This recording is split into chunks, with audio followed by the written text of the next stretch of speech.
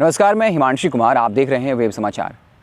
Corona की वजह लगे लॉकडाउन ने देश की अर्थव्यवस्था को तबाह कर दिया। सिर्फ देश ही नहीं, पूरा विश्व की स्थिति जो है ख़राब है। इसके अलावा एक और बहुत बड़ा नुकसान हुआ है, वो है शिक्षा व्यवस्था का। जिस तरीके से 6 से 8 महीने से लगातार स्कूल कॉलेजेस बंद हैं, उसने एक बहुत बड़ी क्षति करी है। बाकायदा एक अंतर्राष्ट्रीय संस्था ने रिसर्च करके बता दिया कि जिस तरीके से स्कूल कॉलेजेस बंद रहे महीनों तक, उसका इकोनॉमी पर क्या इम्पैक्ट पड़ने वाला है। बिल्कुल यह भयावह है। हम बात कर रहे हैं आज निजी विद्यालयों की, कोचिंग सेंटर्स की, क्योंकि इससे जुड़े तमाम लोगों की ज़िंदगियाँ जो हैं वो अब दाव पे लग गई है। उनकी रोजी रोटी का सवाल है। हम आपको पटना के बारे में बता दें कि पटना की अर्थव्यवस्था जो है वो कोचिंग सेंटर से ही जुड़ी हुई है। इसको लेकर लगातार शिक्षक जो आंदोलनरत हैं, कई महीनों से इंस्टीट्यूशंस बंद हैं, तो रूम का भाड़ा देना पड़ रहा है। ऐसा नहीं कि रूम का भाड़ा नहीं देना पड़ रहा है। तो अब जो है ऐसे कोचिंग इंस्टीट्यूशंस का अस्तित्व पे खतरा मंडरा रहा है। इसके अलावा जो निजी विद्यालय हैं, बता दें कि 30,000 के आसपास बिहार में निजी विद्यालय हैं, उनके शिक्षक की रोजी रोटी पर सवाल खड़ा हो गया था। और अब वो ये मांग कर रहे हैं कि अगर बिहार में चुनाव हो सकता है, जहाँ हज़ारों लाखों लोग इकट्ठा हो सकते हैं, हैदराबाद में निगम चुनाव हो सकता है, इस वक्त जब दिल्ली के आसपास किसान आंदोलन कर रहे हैं और कहा जा रहा है कि कोरोना है तो उनको आंदोलन नहीं करना चाहिए, लेकिन दूसरी तरफ बिहार में जो तमाम नेता हैं वो इस बिल के पक्ष में सम्मेलन कर रहे हैं, तो क्या वहाँ सोशल डिस्टेंसिंग फॉलो किया जा रहा है? क्या वहाँ हर लोग मास्क पहन रहे हैं? क्या हैंड सैनिटाइज़र का उपयोग किया जा रहा है?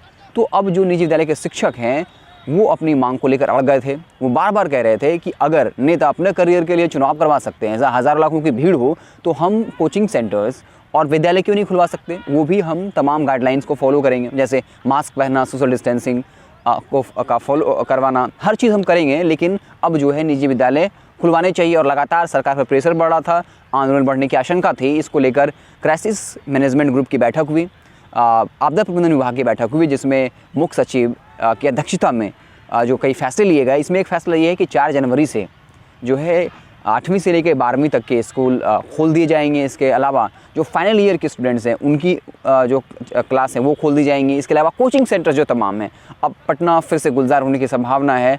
तमाम कई महीनों से पटना के कोचिंग सेंटर्स जो हैं वो बंद थे। यहाँ के इकोनॉमी कोचिंग सेंटर्स पर ही डिपेंडेंट है और एक चेन बना हुआ है।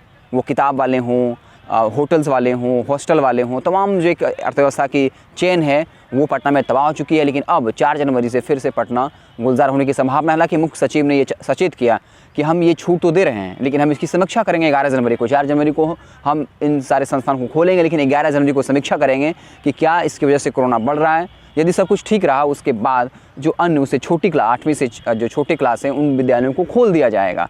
लेकिन उन्होंने बाकायदा कहा कि सारे नियमों का जो निर्वहन हो, इसकी जिम्मेदारी उन संस्थानों को लेना पड़ेगा। जैसे अगर प्राइवेट स्कूल्स हैं तो उनको ये फॉलो करना पड़ेगा कि हर बच्चा मास्क पहने, सोशल डिस्टेंसिंग फॉलो करे। एक और बड़ी बात कही उन्होंने, कहा कि अगर एक विद्यालय में 50 स्थान है, 50 लड़कों के बैठने की जगह है, तो एक दिन में सिर्फ 25 बच्चे आएंगे, दूसरे दिन 25 बच्चे आएंगे। लेकिन मतलब ये हुआ कि जो क्लास है वो अल्टरनेटिव होगा। इसके अलावा सरकारी इस विद्यालयों में हर बच्चों को 2 मास्क दिया जाएगा। प्राइवेट स्कूल की जिम्मेदारी है कि वो बच्चों को मास्क उपलब्ध कराए, इसके अलावा हैंड सैनिटाइज़र का उपयोग करे। वो तमाम जो गाइडलाइंस हैं उसको फॉलो करना होगा, उसमें कहीं कोई चूक नहीं होनी चाहिए।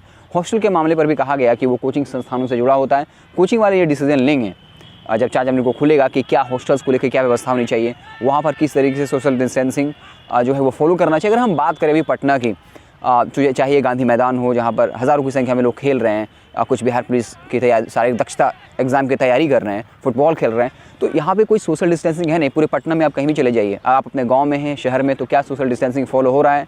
तो ये तमाम सारी बातें हैं। तो सबसे अच्छा ये होगा कि चूँकि कोरोना संक्रमण से कुछ कम लोग जो है इन्फेक्टेड हो रहे हैं, 1% 2%, तो उनके लिए जो है हॉस्पिटल्स की व्यवस्था की जानी चाहिए, ऑक्सीजन की व्यवस्था की जानी चाहिए कि अगर वो संक्रमित होते हैं और अगर वो हॉस्पिटल्स पहुंचते हैं तो उनकी इलाज हो जाए, वो ऑक्सीजन के बिना न मरें। क्योंकि आपने वो उदाहरण, कई ऐसे एग्जाम्पल्स देखे होंगे, सोशल मीडिया पर वीडियो देखा होगा, जहाँ लोग ऑक्सीजन की कमी की वजह से जूझ रहे थे, उनकी मौत हो रही थी। तो वहाँ पे फोकस किया जाना चाहिए ताकि लोगों की मौत ऑक्सीजन की वजह से ना हो। लेकिन स्कूल बंद करना, कॉलेजेस बंद करना, ये अब जो है सॉल्यूशन नहीं हो सकता, क्योंकि कोरोना इतनी जल्दी ख़त्म नहीं होने वाला है। इसके लिए ज़रूरी है कि इस तमाम गाइडलाइंस को फॉलो करते हुए स्कूल और कॉलेजेस खोले जाएँ। हालांकि 4 जनवरी से जब जो है 8वीं से 12वीं तक के स्कूल खोल लिए जाएंगे, साथ ही साथ final year, BA final year के जो है वो खोल दिया जाएगा, उनकी क्लासेस चलेंगी और कोचिंग संस्थान।